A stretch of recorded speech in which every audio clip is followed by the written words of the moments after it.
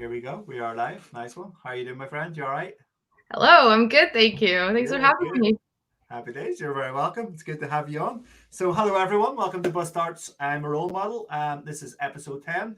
BuzzStart's mission is to change the status quo by upskilling and empowering 1 million women as digital entrepreneur leaders for the future of work. I'm Patrick Cutler, founder of BuzzStart, and I'm delighted to share with you all that we have a very special guest joining us today. Eniko is tuning in from our very own capital, Dublin City. Welcome, Eniko. How are you? I'm good, thank you. I'm excited for this show.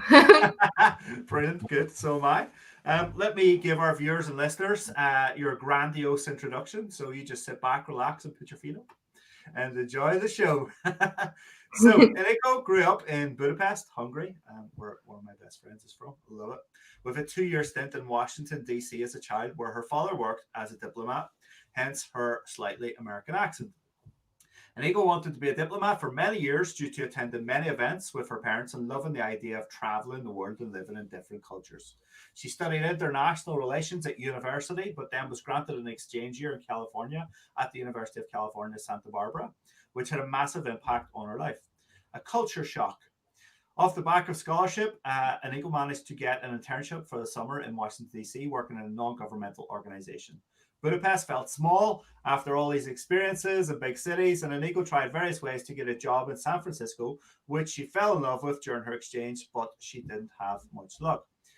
She was offered a job to move to London to work at GE Capital as a social media manager for recruitment, with little actual experience but huge enthusiasm. She spent a year and a half learning and sharing her knowledge with various senior executives and building the social media presence of their company page. She then moved on to an agency due to an itch that needed scratching, but quickly realized that agency work was not her cup of tea. The levels of hierarchy didn't match her personality, and she was young and, in her own words, had an ego that needed to be reined in, which we'll talk about later. She would leave to join a tech startup as an early employee in London, where she found much support and enjoyed the work immensely. One formative experience in this role was spending 1 month in Riyadh in Saudi Arabia. During this time, Eniko and some other amazing women created the company, the non-profit Develop Her, which is an inclusive community of women in tech and entrepreneurship to support them with events, workshops, and other things. Eniko will go on to have several bad experiences with women leaders, even bullying. These experiences still impact her today and have made her an advocate for women supporting women in the workplace. She began interviewing for new jobs, which she found difficult as bullying had led her to believe she wasn't good enough and found it extremely tough then to sell herself. She got an offer at a great company, but her decision was influenced by her wanting to prove her worth and ignored the signs that indicated that it wasn't the right move. She ended up leaving the company after 6 months. She decided to move back to her family, take a breather, and study to apply for an MBA, but then decided against it due to some great advice. She started to visualize what job she wanted, and just as she was getting worried that she was running out of money and time, she got a fantastic job, the job that she wanted. She moved to Dublin for a new job from London just as a lockdown happened and pandemic, and had to learn to be alone in a strange city in a new job, and this has been a difficult time. So, Eniko, let's kick off. How did that sound? Sounds great. Great introduction. Thank you.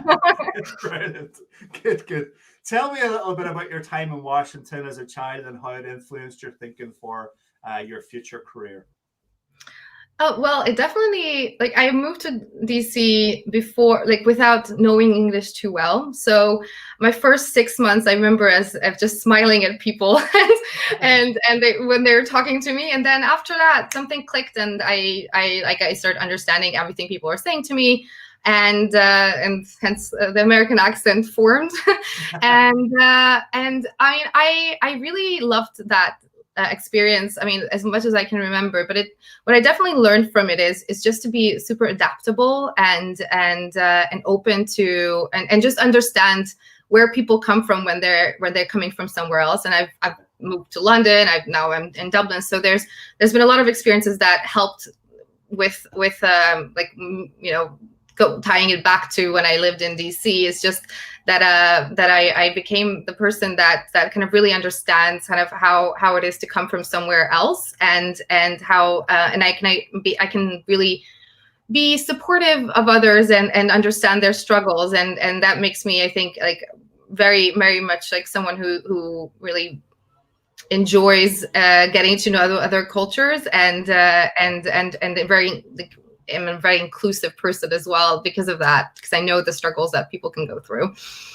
Sure, brilliant, nice one. Thanks for sharing.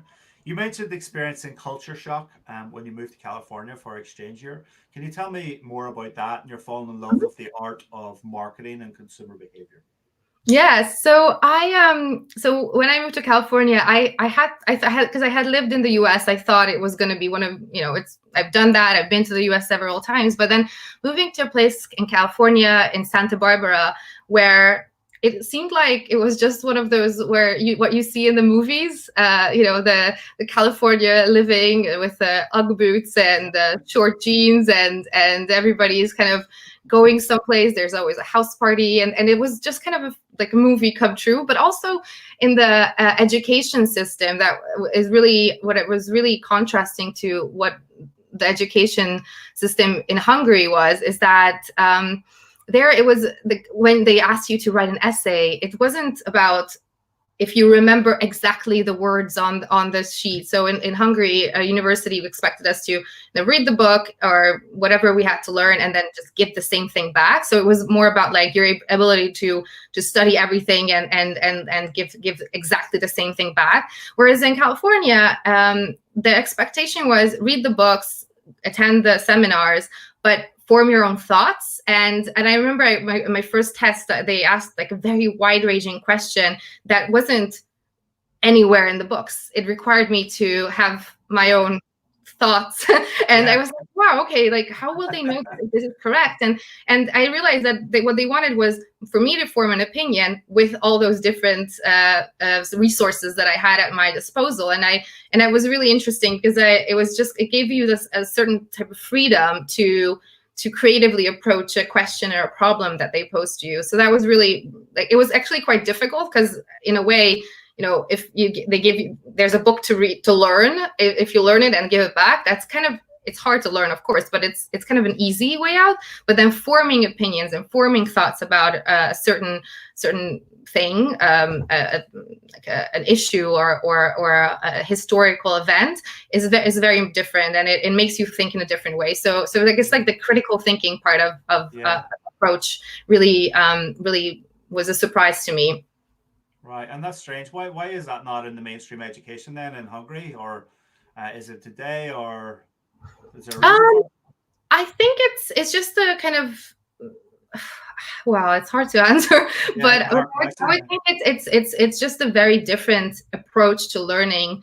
Whereas they favored knowledge as, okay, you learned it, so therefore you know it, as opposed to you learned it and therefore you're able to form critical thoughts around it. So I think that was the key part of that. That's interesting. Yeah, I mean, critical thinking is a big thing today, especially for employers and the future workforce and stuff like that. So, it's an interesting one. You struggled to find work in San Francisco and moved to London for a job with GE Capital as a social media manager. Tell me a bit about that time.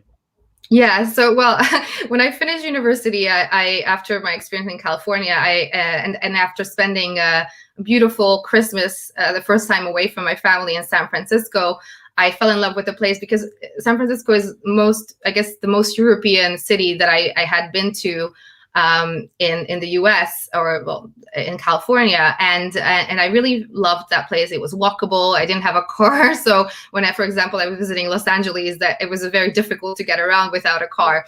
So I really fell in love with the city, and I thought it was just a very inspiring place. And naively, although I kind of knew that they wouldn't hire me without visas and a fresh graduate to get hired in San Francisco. It's from abroad needing a visa. It was probably not going to happen. However, I tried my best, and then I thought, well, London is closer and maybe has better opportunities for me to actually get a job. And I persevered and applied for a lot of different roles. And the role at GE came up, which was where they were trying to kind of find someone who knows social media. And at that point, I was almost 10 years ago. social media was not as big as it is now. So a lot of companies were trying to figure out, like, how do we do this? What do we do with it? Is it part of communications? Is it part of marketing? What is this even?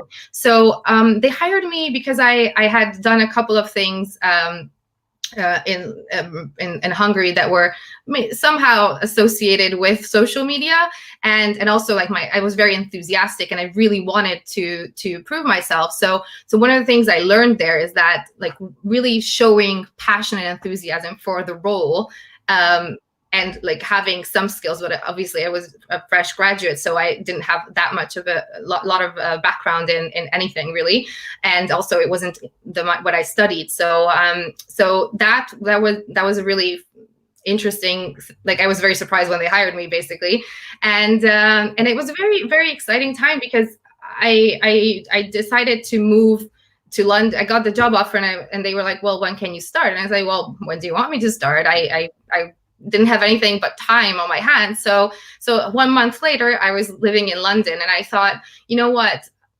If I hate it, I can always move and do something else, or move back home, or do or apply for different roles. But I actually really loved it, and of course, moving to a big city all by yourself without having friends there, it's really difficult. So yeah. I struggled with that for a couple of years because when you don't have really close friends to confide in or talk to or share experiences with. Yeah. But it was a very exciting role because I got a free rein in kind of figuring out what social media means for that role and for that specific department that I worked in.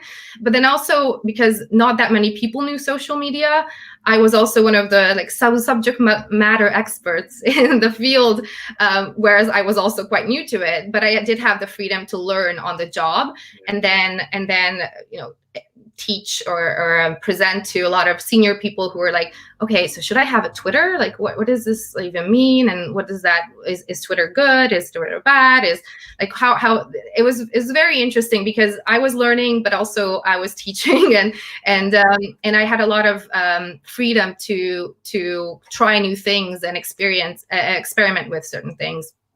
So it was a very, really interesting time, and I loved it. So I take it you've been to Sausalito? Yes. Beautiful. Love yeah, it's a very beautiful thing. Love to live there. And yeah. You moved around new cities quite a bit. And as you say, it's a struggle. It takes quite a long time to meet people, if even you meet people, and it depends on the place in the city as well. So I can imagine how tough that was. But it's good too that you got that kind of position that was early on, that not a lot of people in the organization had much knowledge of social media, so you could wing it, as they say, and then you could learn something and look like you're an expert and teach it, and that's how you learn, and that's how you retain a lot of information, is teaching stuff. So I'm assuming that was beneficial as well. So that's cool. You talked about an itch that needed scratching. Tell me a bit more about that. Moving to an agency and your ego that needed reining in. Yes. So I'm being very transparent here. That's like a learning that I realized over time. So I always thought, and I always imagined, agency life would be really exciting, and it was. I moved from being the one person who knew about social media to a team of people who were doing social media for various companies, and I loved the dynamic. It was very, very, very fast moving, and met some incredible people. One of them was Lucia, who you interviewed previously, and but I realized that I had so much freedom to think up new strategies, think up new ways of working at the previous role, but that the agency was very structured and there was a lot of hierarchy. So it felt like that, you write a copy for one thing, and then 5 different people approve it or go through it and scratch that and take this out, but then the other one takes that, puts that back, and that's where my ego came in, I guess, where I thought, well, I was much younger. I thought, well, what I wrote was good enough. Like, why would you have a problem with that? So I guess like the critiques that I got, and the way that I kind of had to had to give up the freedom I had in the previous role, where I was able to research, I was able to present, I was able to own things completely. I didn't have that there. So I realized that, and a lot of people like that, because then they have a lot, like they have other people to fall back on, so they don't have that responsibility really, because there's three other people who will have final say in what they do. And I realized that I personally thrive when I have like a big responsibility, and then if I own thing, if I have ownership over something, then that I will care about it more. If I don't really own it, then I will kind of be like, well, if they're going to decide on it anyways, then why should I make all that effort, maybe. So I remember I struggled a lot with that, and everybody else knowing it better than me just because I was younger. And fair enough, I'm sure they did, but for me it was one of those things where I was like, well, in my previous role I was doing so well with coming up with things, putting presentations together, with running with things, and kind of in a way winging it. But in that environment where it was, the full role was everybody was doing social media, there were so many people who knew or thought they knew better, and I had trouble with kind of like how come they do know better. So I don't know, it was definitely a learning experience for me, and I realized that it was not the right place for me, agency life, and that's when I moved on. Yeah, it just wasn't the right fit. Maybe they didn't know more than you. They just liked to sound like they knew more than you. Perhaps. So there's a lot of that. Yeah, but I think it's a good thing to realize or know, like, something is not for you. Like, this of course, work is not for you. Yeah. Sometimes you need a nudge as well. You had some experience of middle management, and not a positive one. Do you mind sharing some of your experience, how it made you feel, and what coping mechanisms you used to counteract it?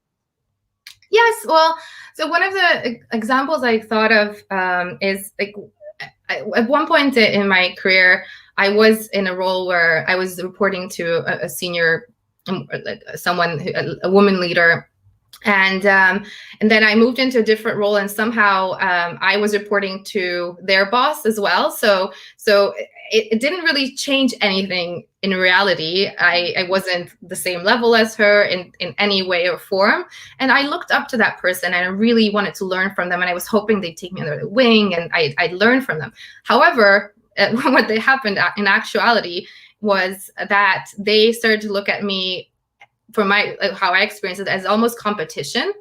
And whereas I had no intention of competing, what I wanted is to learn and absorb, and basically someone who maybe will mentor me. So because I had the role that I took on was such a big step and so new, and I had no idea kind of where to start. So when the opposite happened, whereas they left me out of meetings, they kind of were just wanted to shove me aside, and I didn't really have my manager at that time was in the US, and so I was just by myself, hoping for that person to help me, and instead it was more trying to shove me aside, trying to leave me out, trying to put me in my place, was really, really like upsetting and sad, because the only thing I wanted was to learn from them, really. And I didn't really understand why you wouldn't support someone who doesn't have any ulterior motives. Like, I obviously wasn't in the position to want her job or anything. So that was it made me feel quite alone, and quite like someone who just doesn't have anyone to help them, and that's what I needed, is someone who's more experienced to be like, this is how you do it, let me help you, let me talk through this. But they didn't really want to take on that responsibility, and they just looked at me as someone in their way. And it's a nasty experience, isn't it? I've had that many times. And you're in a position as well where you're young, or you're new, or whatever, in an organization, and you literally have no rights. You have no right of way. You have no, you might go to human resources and report it, but I've had an experience where I did that, and I was being bullied really badly, and they said, well, she's been here longer than you. That was the response. So Yeah. I was like, Yeah. okay. And that also makes you not really trust, No, the like HR functions never did. in some cases, because Yeah, you're like, well, who is going to help me or help? I know like HR is not for you, it's for the company, but isn't people working well together and supporting each other good for the company? I think it is. So exactly. It's human resource. It should be for the people first, for the company, not for the company first, and then yeah. I could never understand it. You moved on and started with a tech startup, which was very free and enjoyable experience for you. Tell me about the contrast in culture and experience from the previous place. Well, it was a big difference. It was definitely up my alley. I went and was an early employee of a tech startup, and in London, we were a small team, and it was just very scrappy. So the expectation was not, okay, you were hired, you know everything, so you're good to go. It was constant learning from each other, supporting each other, helping each other out.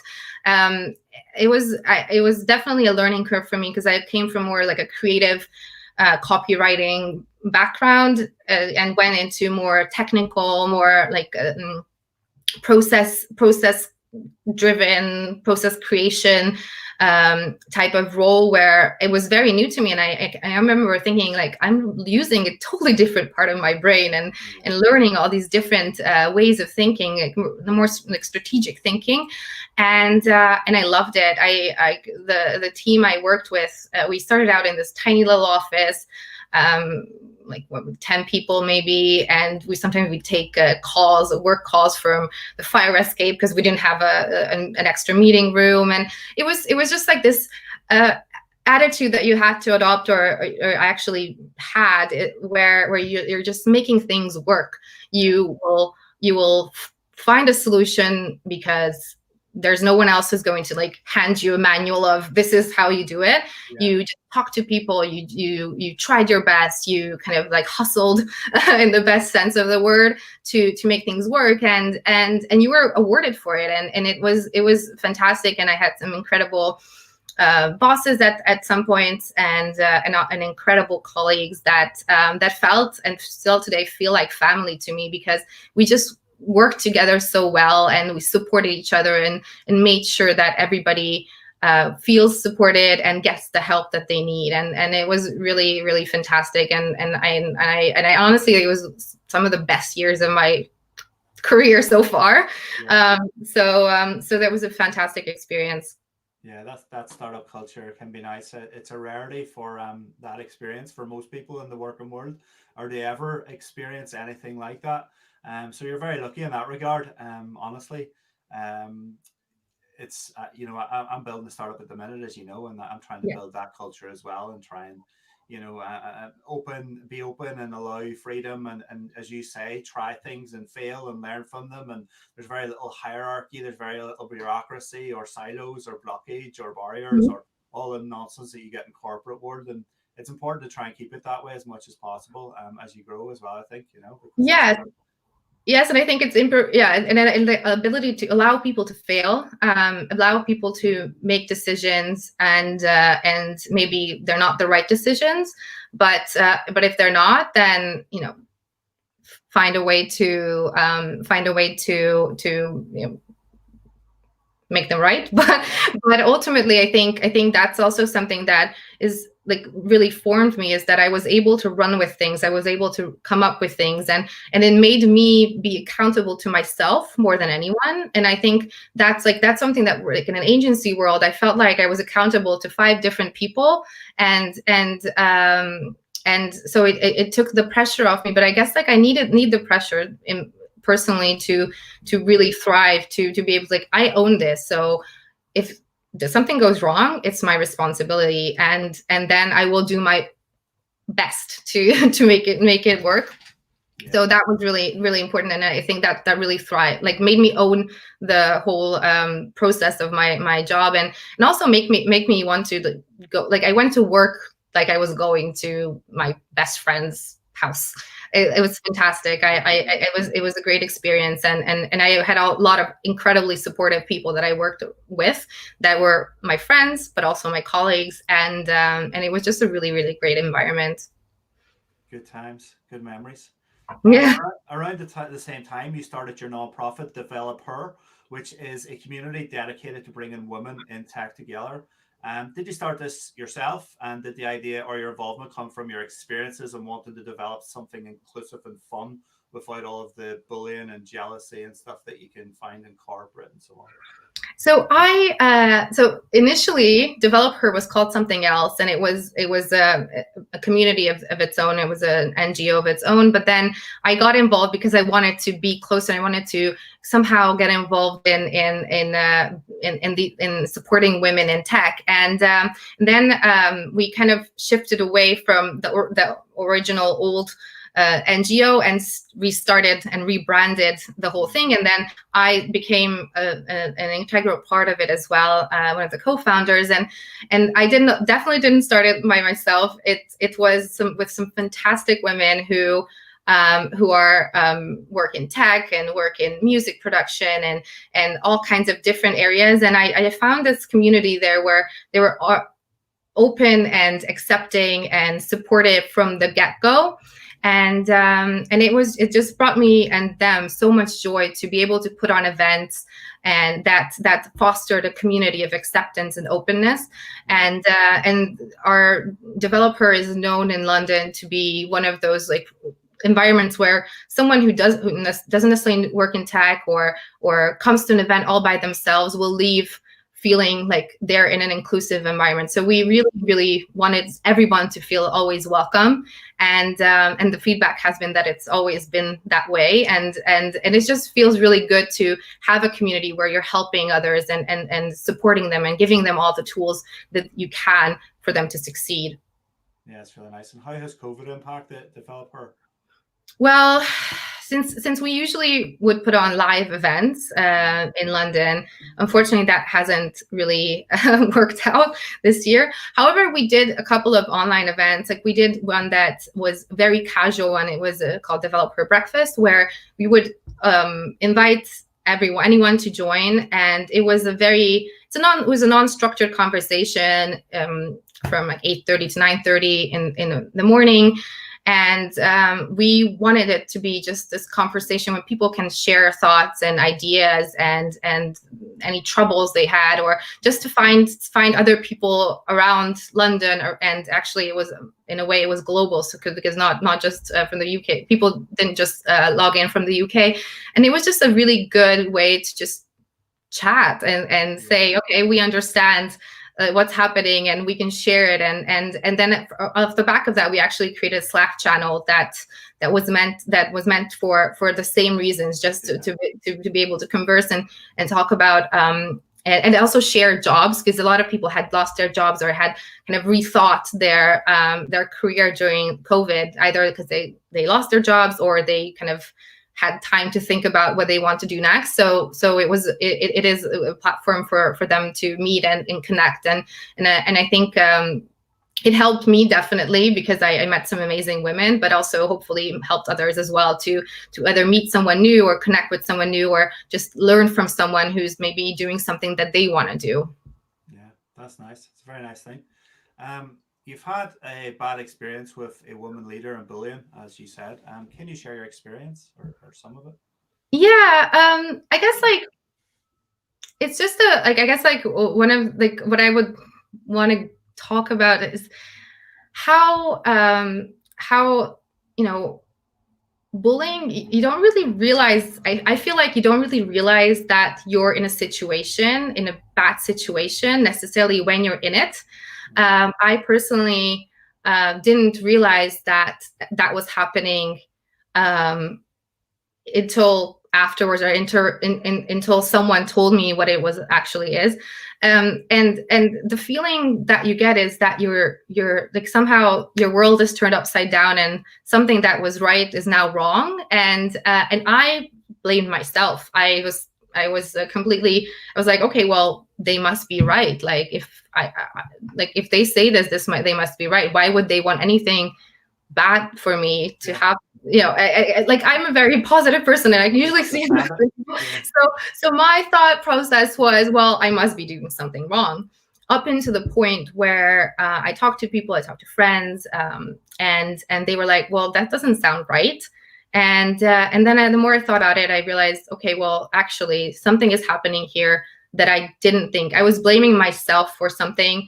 And then when I looked at it a bit closer, where I kind of like zoomed out of it, I realized that it was actually, there was something else in the background. And it really was hard because when I feel like you should have this trusting relationship with your like managers or your leaders, and I think when you lose that trust, then you're kind of floating, and you're not really able to kind of grasp things. So I guess, like, in terms of like, I like, my learnings from that was and I think that's kind of like what I would suggest others to do, is to really, like, of course, examine, like, am I doing something wrong? But even if you're doing something wrong, or you're not performing the way you should be, there is a certain way to communicate that, and there's a certain type of support that you should be getting, and a certain type of honesty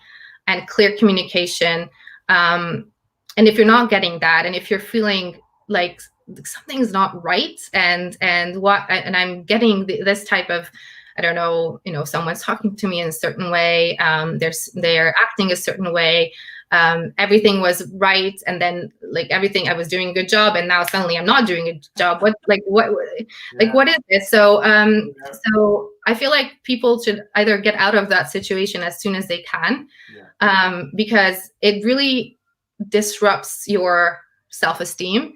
And I can definitely say that it has an impact, not just in that job, but further down your career, because you keep questioning, and you lose trust, you keep questioning yourself, and you have this, like, people have imposter syndrome anyways, but it kind of enhances that, because you're always thinking, well, maybe I'm not good at this, or maybe I'm doing something wrong. Whereas, and sometimes you are, but in a good situation, the person will help you overcome obstacles there, and help you, and want to champion you. And if they don't, then that's not really a healthy relationship and a healthy work environment. Couldn't agree more. There's some very nasty people out there. Yeah.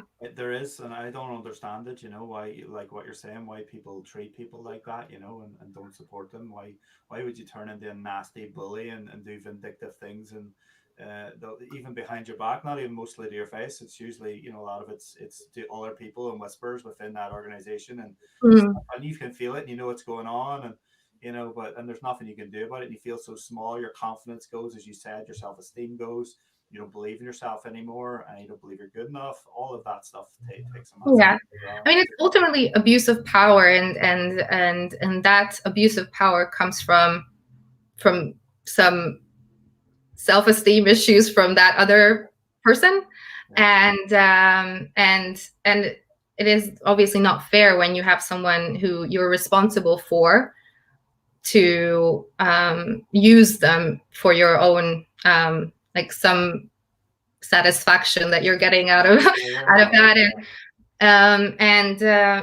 it's not a thing. You're 100% right. It's internal rot. It's reflection of their own internal rot. Is a good word for it, I think. And they need help. But I don't know. Yeah, I don't understand it. You said you lost trust then in people at the workplace, which is understandable. Can you share your learnings from the bullying that you experienced and how you've managed it, so that we can help others who might be in the same position, watching or listening? Yeah, so I guess I touched on it a little bit. I guess, like, that's, like, to really evaluate what is reality and what is not reality, or get people who have a objective point of view to help you understand, kind of, is this right? Is this wrong? Are they, this is how they're acting. Is this correct? And, like, look at actual evidence, and probably just try to get out of that situation as soon as possible. but also just like firstly try to clearly communicate and try to kind of have a honest conversation if possible. I think that's probably the hardest, because if you're already in a situation where you're feeling you're out of balance and you're not, you're confused at like why there's certain things that are happening to you. I mean, that shouldn't be the situation. The situation should be, if there's a problem, address the problem, work towards kind of figuring out the solution for it, and that should be the process. Whereas you shouldn't constantly be second guessing yourself in like your day to day, and if there's something that's happening that is so not the typical out of the norm, then really be like, don't blame yourself first. I think like try to be objective of how you view yourself and your actions, and don't assume that they're right. They might be like, obviously but in certain situations, like I think it's important not to blame yourself. I definitely blamed myself, and I thought, okay, whatever they're saying is probably right. I'm probably not doing well enough, and I might be not, like everybody has, like nobody's perfect basically, and you can't be perfect, but you can strive to do the best job you can. And I think if there's an intent to do that, then that should be recognized, and you should be able to work through it. But ultimately, I think just like don't suffer longer than you need to, because a lot of like most of the people leave jobs because of their managers, unfortunately, and if it's not the right environment for you, then you should get out of it, because it really has an impact on your mental health, your future way of working and trusting others. So yeah, it has an impact in your entire life, and the ultimate responsibility should be with the company, the culture, the leaders in an organization. And it's funny, I'm just thinking while you're talking there, I can't remember ever seeing anything anywhere in any company I've ever worked around bullying or how to report bullying. Or you even gave me an idea of like, those flow diagrams where it asks you a question, yes or no, go here, yes or no. Even something as simple as that on the wall in your office saying, is this happening to you, yes or no? Yes, it is. Okay, is this happening? Yes. Because often the same things happen from bullying. Like a lot of stuff you're saying, I've experienced, a lot of people have experienced as well. Literally the same patterns and the same thing. So why has that not been addressed? Why it's such a common thing across the world in organizations? I just don't understand why it's not being addressed. Yeah, I mean, I think it's probably because it's very tricky. You have to really, you can't just be like, it's never a straight arrow. There's always a lot of, there's a certain relationship between two or several people that you need to uncover. So you can't just be like, it's never black and white. So it's harder to manage. But like some companies do that well and try to create a safe space for employees. And I think that's important. But also that other colleagues, like that you build up a culture where nobody will tolerate it. Like if you see someone acting in a certain way with someone, you don't tolerate it. You either talk to them, talk to their superiors or so. Yeah, stamp it out before it gets too far. Exactly. Yeah. Yeah. The bullying you experienced involved telling you that you weren't good at your job and possibly making you believe it when it wasn't true, which you've said. You had to get on with life and attend interviews. Was this a tough experience since your self-esteem and self-confidence were low and had taken such a beating? Yes. It was one of the hardest things, because you kind of like feel like, okay, I'm the lowest of the low at the job that I love or for example, and I'm just not, something's not right. But then you go and interview where you're telling yourself as someone who's the right person for the job, and you're kind of talking about all your achievements and all you've done, and it's kind of, but then you're internally you're thinking, well, I'm like, you don't have that self-confidence, but you're trying to project that self-confidence. And I remember when I was doing it, I was thinking, well, this is kind of messed up that I'm going to an interview and I'm for an hour, I'm like the best employee ever. But internally I'm thinking, oh, well, I don't know, like maybe I'm not, like, and I'm, and of course I've got my flaws, but definitely always like high performer level. So it's there's a bit of a contrast, and what I did, and I think in should be helpful for anyone in that situation, is I made a list of all my accomplishments, and however hard it was, however small it was, I had a Google Doc of all the things I've done that I'm proud of, and that I can say, yes, this is me. Good job. So even when I was not really feeling it, I could go and refer back to that, and even and just like force myself to believe it, that this is you. You've done this. So you go out there and interview your ass off. So well done. Yeah, it's a great exercise. I must do it myself. We often gleam over our own self prophecy and selling ourselves, and often the people that are good at that, who have the egos built in, end up rising to the top, and they're the wrong people in the wrong positions, and that is ultimately the problem. I think a yeah, large part of it comes down to confidence and self confidence, and that's where you have a misbalance of people who literally believe in themselves so much, and even if they don't have the skills, they still have this. I'll not mention any political presidents anywhere in the world, but they have such a big aura around how great they are, when in fact it's not so true, you yeah, know. But they don't see it, and it's just they just go, they rise to the top of the pyramid, yeah. because it's designed for that.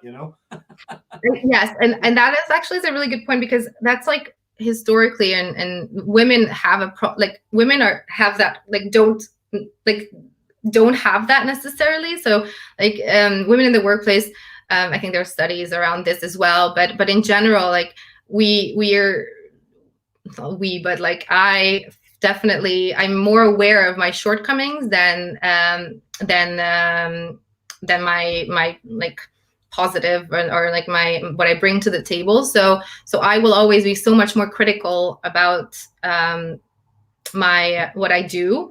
Whereas like some, if we're referring to a certain ex-president, then if like, they will just they will succeed with the sheer ego and self-confidence, and I look, in a way I admire that, but it also is one of those things where it can also end catastrophically.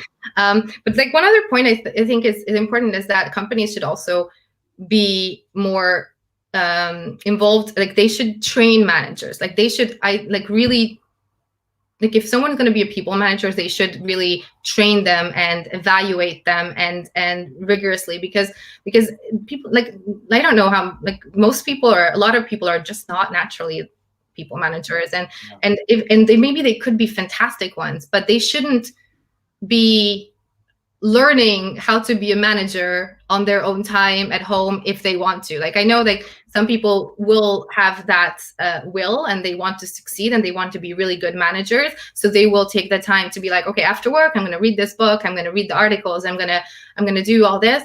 But some people won't, and then then it just ends up being this whole mess of a professional relationship that could be better if they if they're taught certain structures and certain ways to communicate. So I think that's also important. Like it's like, I think bad managers are made because they're not actually trained, or maybe they are selected when they shouldn't be selected as people managers, or they shouldn't be in that position. But everybody can be taught, at least up to a certain degree. So at least that's something that a company should really take responsibilities for, is to train people to be managers, because like that's not natural. Like I'm sure some people are natural people managers, but I think most people aren't, because it's a completely new skill you have to learn. So like some companies expecting people to move up the ladder and then become a people manager and then kind of know what to do is setting them up for failure as well. And that's, I think, what actually creates that environment. And then their subordinates, or people who report to them, kind of creates a place for bullying or for mismanagement and unhappy employees. Yeah, So it's a it's two-way street, basically. That's what I'm saying. yeah. There's a lot of different elements to it. I've always seen it or think of it as the system has created a pyramid, and the top people want that middle management to keep them away from all the mess down here. We don't want anything. You're coming in to do that, and then it attracts a certain kind of person because to them it says control, it says more money, and it says less work because I can delegate to these people below me, and I just have to keep them happy. And if Yeah. I do that in a very sneaky, smart way, by control and bullying, and this isn't the case with everywhere and everyone, but I've seen it so many places, it's crazy. And I think that's what it attracts, it attracts a certain kind of person because they see those elements and they just see an easy ride and they get paid for it. And it feeds their ego as well because they've got this control and thing going on. And that's what I've always seen anyway. But there are great people out there, great managers as well. Mm, No doubt. But I definitely. think we're leading into a future as well. It's moving away from a lot of senior management or middle management, and it's a more flat structure of working and more Mhm. customer centric goals and objectives and smart startup kind of structures and agile methodologies and all. And that's all Yeah. the stuff I've kind of included in my program for creating and training digital leaders, women digital leaders, with the view to what you're talking about. And that is the idea and the plan is to give them the skill sets to be those people, the empathy, compassion, all the soft Mhm. skills that are needed to deal with people, because people are intricately emotional, and you've got a lot of stuff going on there that you can't even see, that's going on in their home life or their relationships or whatever. So there's a massive dynamic of stuff going on there that you have to deal with. You Yeah. decided to take some time out and you go care for yourself and go back and spend some time with the people you love, your family back home. Was this a nice time for you? And did you get to do some healing at that time? Yes, yes. So, and actually, I have to give kudos to my sister who helped me actually make this decision. I had I at that point I was like, something's not right. I want to just do something else, but I never had the courage to even kind of think like, okay, I'm going to take time out. That was not something part of my vocabulary. And but then I remember we joked about, oh, how fun would it be if I would come back home for like a month. And then I remember that I said that, and then that stayed with me, and it just kind of kept ringing in my ear like, ooh, how nice would that be? And then my sister came to visit me in London, and I told her how I was kind of unhappy and kind of wanted something else. And she was like, okay, so if you wanted to come home, what are the things you would need to do? And we talked about it in an actual way and actual step, talking through like the actual steps. And it just gave me so much clarity. I was like, I can do this. Like, I can actually do this. So yeah, so I moved back to Hungary, where I went from, where my family is, and with the aim of studying for an MBA, for studying for the GMAT. That is and once you do the GMAT test, then you can apply for an MBA, and I did, and for a few months until I talked to an extremely smart person who's basically like a business coach, and he sat down with me for coffee and we talked it through, and he was like, I don't think you need an MBA. And also, it takes time out of your career and you already have so much experience. So we kind of weighed the different angles. And while I still love studying and I would love to go and study at some point, I realized that maybe, the price, the time it takes, maybe it wasn't the right thing.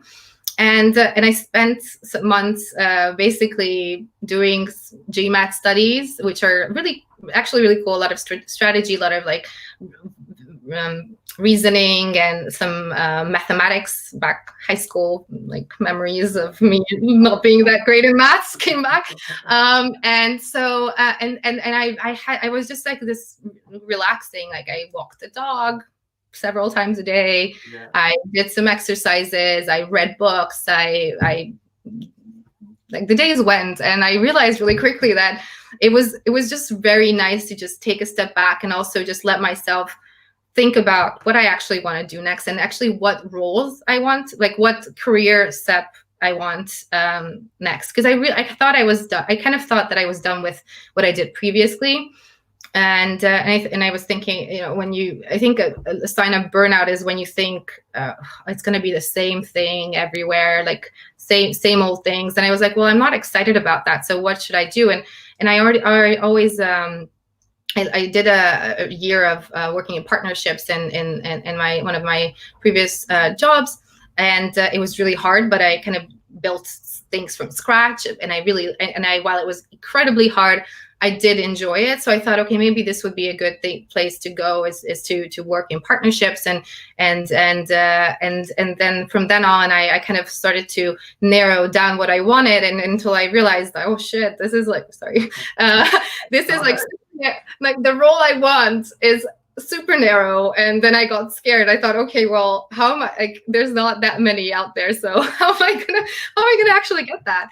Yeah. But that time really allowed me to just be, and I'm forever grateful for my family for allowing me that space, and just kind of allowing me to be the dog walker, basically, of the family, as my main role. Yeah, but it's the little things, isn't it, that matter the most. I did a lot of that during the start of COVID too. When I moved back from England to Ireland and the first 3 months, the sun was shining every day. I was out on my bike every day for hours and walking the dog and stuff, and it was just brilliant. Yeah. It was just like the world stopped, and you just I did stuff that hopefully I will do when I'm retired, just like long walks, like an hour, 2 hour walks of, I don't have to rush anywhere. I can just go and look at the trees and the leaves. It's like, it's one of those things where you don't appreciate these things. But then when you take the time and actively appreciate certain things, it gives you a certain type of kind of peace. And then you're able to open up to, like, what do I want, and what is my next step, and that's I think important if someone is able to do that. 100%. You used the great power of visualization to imagine and visualize your dream job. You were running out of money and getting worried, and then you got the job you wanted. Is that with Twitter, and why was this the dream job? Yes. Well, firstly, the power of visualization. So my mom has been talking to me about the law of attraction for years now, and I never had the time to entertain it. At least that's what I said. And then, of course, when I had a bit of time on my hands, I was like, okay, well, let's I have time to visualize or do that exercise. And it just helped me to, like, what I did was I would think of, like, what is the ideal scenario for me, like how I want to feel, where I want to be, how I want, like, what I want to do. And so actually I find I got a couple of really good like opportunities to interview with some great companies during that time. And then the role that I'm in now, it just popped up when I was kind of like, I don't know. I was kind of like, it was after December, January was never great for applying or actually getting hired to a job, especially in tech. So it was I don't know, around maybe January, end of January maybe, and I saw this role and I was like, whoa, well, this is perfect. Oh, it's in Dublin. I never thought about moving to Dublin, but you know what? I'm never going to get hired anyway, so I'm just going to apply. And then to my surprise, I got a call and it went really well, and I was really excited about it. And then I thought, you know what? Like, I started to entertain the idea of moving to Dublin, and I thought, look, I've been in London for over 8 years. I love it. I have considered, like, I thought, if there's an opportunity that comes my way that is not in London, I'm going to definitely consider it, and I might just kind of jump on the adventure train or whatever, and go with it. And that's exactly what happened with Dublin, and with Twitter, and I'm like, it's one of those roles that really fits me. I mean, I'm doing something completely different to what I did before, but I've got the various skill sets in my little toolbox that I can either refer to or start building up, and I'm currently working on kind of building them to really, really be like good. So I think it's a really good fit, and it's just one of those things where I felt like it was like, just thinking back from like the whole visualization thing, it just came together and I got the job that like I was thinking I would want. So yeah. Why did you think you wouldn't get it? Um, Does that go back to all the bullying? I think it's just where, because I think it's just because you never know. I feel like I applied for a lot of jobs in like that time, but also previously, and sometimes you just read a job description and you think, oh yeah, take. Yeah. Should be good for that, and then you don't get selected, and I had you come to realize that a job description is one thing, but then what they want and what you don't really know a lot of different things that are in motion. Sometimes they hire internally. Sometimes they're looking for someone with more of a skill set on one side than the other. So like words on a job description are just words. Like you can like tick them all off, but it might be that it somehow it is definitely is not a fit, even though you think you fit those fit the criteria. And that is actually one of the reasons why I've never really held myself to job descriptions. Like if I liked a job, and this is something that I've always I've always done, and I think this is something that again I would encourage people to do, is you shouldn't want to fit everything in the job description. You should, I feel like if you want a job, you like the job, you don't fit it, send your CV. There's nothing that could happen that apart from you not actually making that step. Like send it out, let them decide if you're good enough or is not good enough, but like if they're looking for someone with the skill set that you have. And so that's what I thought. I thought, okay, well, I think I could do this job really well, but I'm not sure, obviously, because from just what I just said. So then I was very pleasantly surprised when we started the interview process, and I got more and more encouraged and sure that this was actually a really, really fitting role for me. Yeah, that's a really interesting point. It's good too because we've built in employability and careers into our program as well every Friday afternoon. So we'll be doing mock interviews, helping them with their CVs and stuff like that, and mindset and self confidence and all that. But it's a great point because often, especially in bigger companies, you might find that the person writing the job role, the specification, the criteria, won't even be in the room when or mightn't even see your application.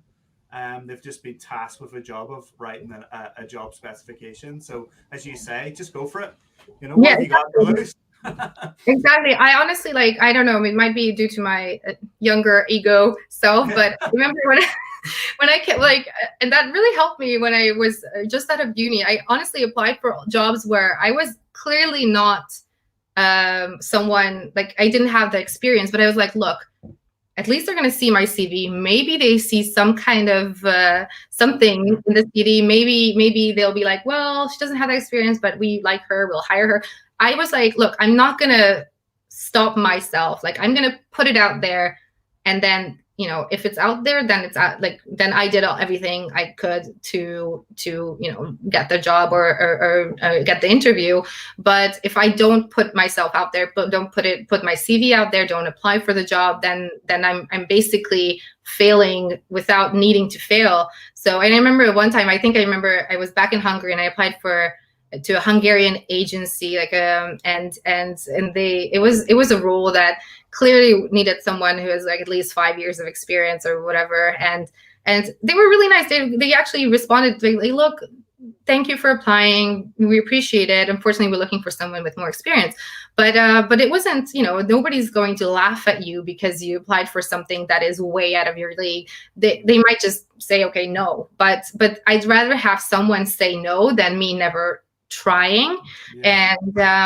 And so I think that a lot of people do that. They kind of count themselves out even before they have the chance to actually have someone else evaluate if they're right for it. And I think that's important as well. It's just go for it, and then it doesn't work out, then you did everything you can, and then your conscience is clear. Brilliant. Yeah, love it. For your dream job, you had to move out of your comfort zone once more, move from London to Dublin, and during a pandemic as well. And it's hard enough moving to a different country, but what was it like moving during a pandemic? Well, so when I moved to Dublin, I thought the pandemic would be over in like a month or so, or, oh, it's not, it's just whatever. Like, I honestly thought it was going to blow over very quickly. Obviously not.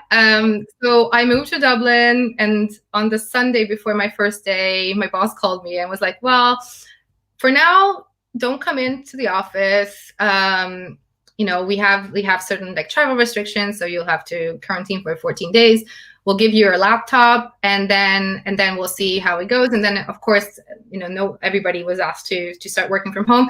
So I actually never even made it to my floor of my office, Yeah. and I never really met my team. I've only met physically. I've only met my team. My manager I met twice,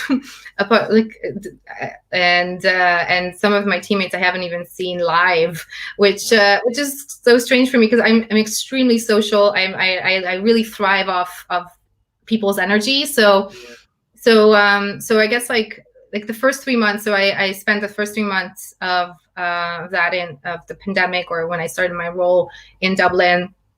And I mean, it was quite hard because you're trying to navigate a lot of things that you would pick up on the job, or go in and like watch people do things, or kind of understand things how they're done, like by observing. I didn't have so I always felt like I was kind of walking around in the dark and trying to, like, I didn't know if I'm doing this right or wrong, or am I like making a total fool of myself by doing this or not, because I couldn't see people like reacting to me really. And but my team was fantastic really during that time, and now it's just become this normal state of being, really, of kind of working from home and seeing my team on camera.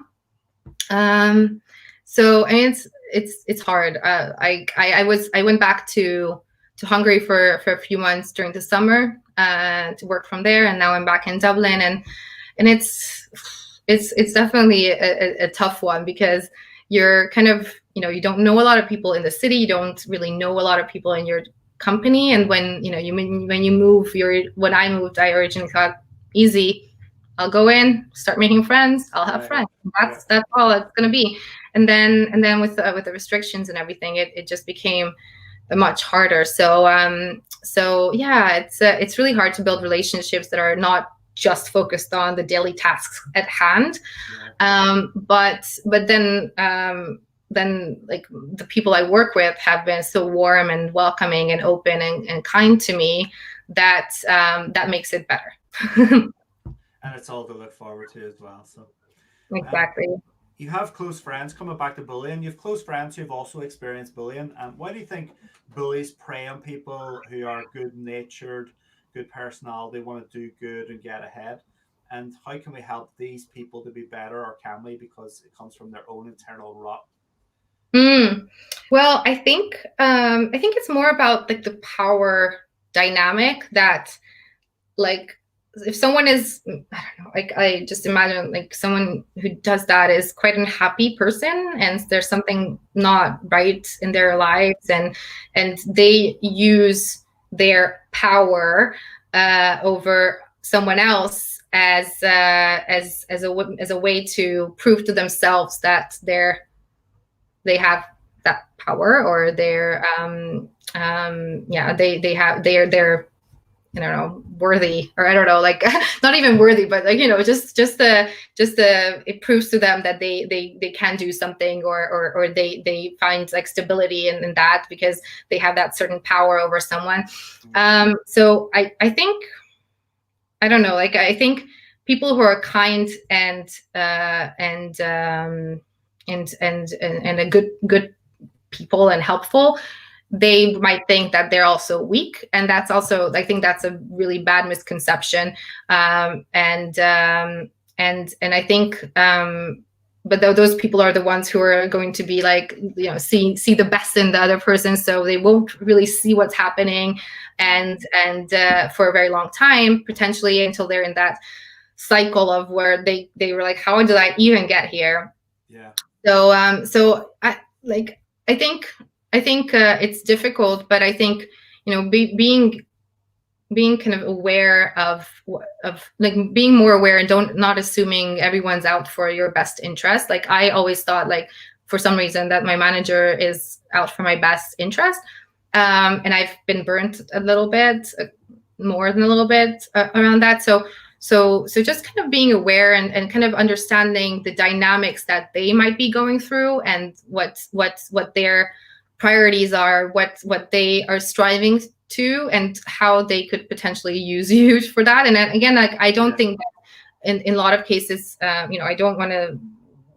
I really believe in that people want to do good and be good to people, but I do think that some people have some kind of trauma or something that kind of turns them in the wrong direction, and for that reason they try to kind of impact other people's lives so that they can feel better, and not necessarily not in a good way. But I don't know, like I definitely think that, like, it doesn't mean that you shouldn't be kind and a good person and nice to people. Like I worked in a role where I was in a sales role, and I worked with a lot of really aggressive salespeople who were just very direct, very kind of intense, and you really had to be, put your foot down for your thoughts and in your ideas to come across. And I remember the person who hired me into the role, he came to me after, I don't know, some time passed, and he was like, look, when I hired you for this role, I thought that you'd be eaten alive because you're so nice and you're like friendly and kind to people, but they're eating out of your hands. And I was like, well, because you can be firm and direct and get your point across without being an asshole. And you don't have to be mean and degrading and bully other people to actually get your point across and get things done. You need, you can charm your way into, and use a little charm and a little common sense and put that together and do things. And I remember he said that, and I was just like, I was very confused, because I never had a doubt about that. I knew that. I mean, I didn't actively think about it, but I was like, well, yeah, actually, that is true. And I hope that they also kind of realized that, the way they thought of me was completely wrong, because niceness and kindness and friendliness doesn't necessarily mean that I'm a pushover. Yeah. So. Yeah, good answer. If you could go back in time and whisper in your younger self's ear with some advice, what advice would you give yourself? Well, one of them is to to not think I'm always right. That was like my old self is thinking that I like my opinion, like that. I think that's like the arrogance of youth, as they might say, is that you don't really know what's what in the world. You haven't really kind of established yourself as a professional. You don't really know what that means to work in a professional environment. So you kind of think that you know everything. Well, you don't.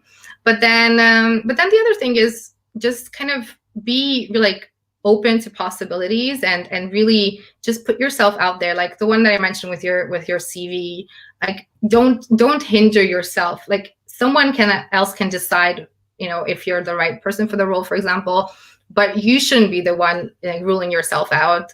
That's one thing. And then also just like in terms of like when I was looking for my dream job, for example, I looked at a lot of people's LinkedIn's who I thought they were doing some really cool things, and I would always like look at like what their career path was, and just kind of really observing like, okay, so they did this and that, and that's how they got there, and just kind of like that helped me to understand kind of how I want, like what kind of jobs or roles or titles that I have to apply for to get to a certain place, for example. So that's definitely another thing. And also just be kind. Yeah. 100%. Thank you so much for your time, Eniko. This is the end of your role model series. Thank you for sharing your story. It's been great, and your tips and your knowledge. There's some great golden nuggets of advice in there for sure. As you know, we're launching our talent course program now on the 27th of November in Greater Manchester, Lancashire. We won the bid. So yeah, we're going to be training 42 women. Is the future digital leaders for the future workforce, which is very exciting. So hopefully we might get you on then as well, to do a little talk or something, and share a bit of knowledge with them as well. That'd be really cool. But thank you once again. Thank you so much for your My time. pleasure. Thanks for having me. It's fun. I hope everything works out for you and COVID disappears very soon and you get to go and enjoy Dublin and have a pint of Guinness and some potato crisps and Irish stew and everything else. So yeah. Cannot wait. The real Dublin will show themselves to me, I'm sure. And you'll love it. You'll enjoy it. I'm sure. Thank you. And good night. Thank you. Good night. Thanks, Eniko. Bye. Take care.